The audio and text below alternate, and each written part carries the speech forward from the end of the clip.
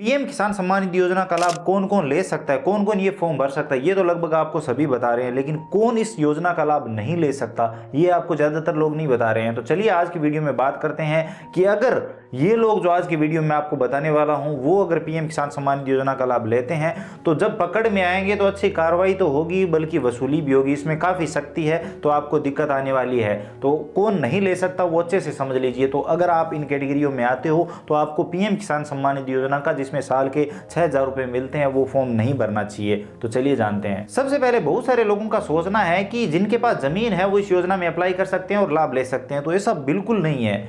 अब गांव में बहुत सारे लोग गवर्नमेंट कर्मचारी है तो ऑब्वियसली उनके पास जमीन है तो वो इस योजना में अप्लाई नहीं कर सकते। अगर अप्लाई करते हैं तो वो बिल्कुल गलत है और जिस दिन पकड़ में आएंगे अच्छी खासी कार्रवाई होगी। तो यहाँ पर कौन कौन है, तो अगर कोई डॉक्टर है, इंजीनियर है, सीए है, अगर वो प्रोफेशनल लेवल पर प्राइवेट सेक्टर में भी काम करते हैं तो वो भी इस योजना का लाभ नहीं ले सकते।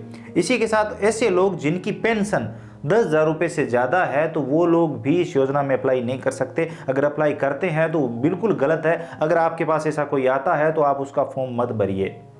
इसी के साथ जो लोग सरकारी नौकर है या फिर जो सरकारी नौकरी से रिटायर्ड हो चुके हैं वो लोग भी इस योजना का लाभ नहीं ले सकते, उनको ये फॉर्म नहीं भरना चाहिए। जहां तक उनके परिवार के सदस्यों का भी, जैसे पत्नी का, आपको ये फॉर्म नहीं भरना चाहिए। इसी के साथ जो लोग या फिर जिनके परिवार के सदस्य टैक्स पेयर है यानी आयकर दाता है तो उनका भी फॉर्म नहीं भरना चाहिए, उनको भी इस योजना का लाभ नहीं लेना चाहिए। ये नहीं है कि परिवार का एक सदस्य टैक्स पेयर है तो उसका फॉर्म तो मत भरो, लेकिन परिवार के जो बाकी सदस्य जिनके नाम जमीन है उनका फॉर्म भर दो।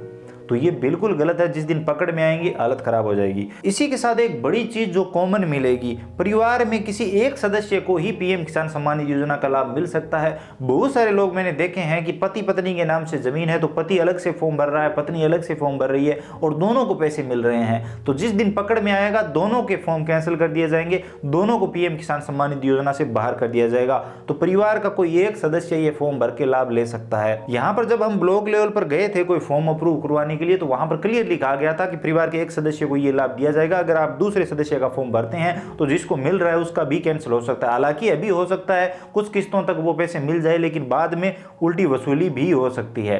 तो ये भी चीज़ है।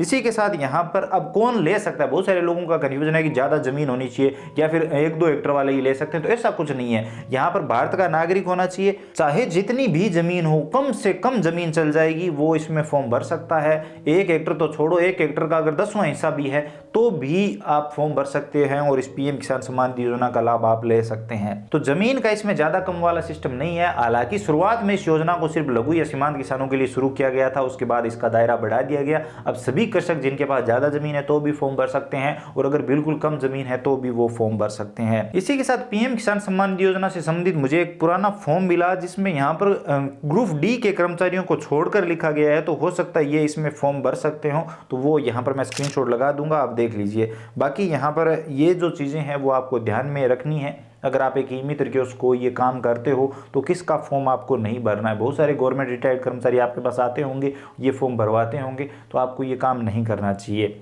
और अगर आप एक गवर्नमेंट रिटायर्ड कर्मचारी हो या फिर आप इन कैटेगरियों में आते हो, 10,000 से ज़्यादा आपको पेंशन मिल रही है, तो भी आपको ये नहीं लेना चाहिए, आपको ये काम करवाना ही नहीं चाहिए।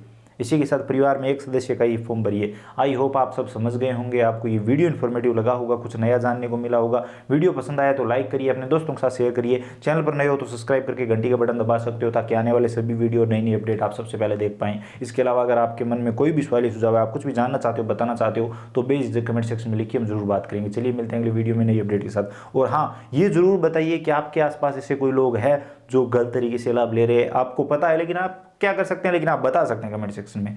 बताइए, आपने जरूर देखा होगा, हमारे आसपास भी है। तो चलिए मिलते हैं अगले वीडियो में।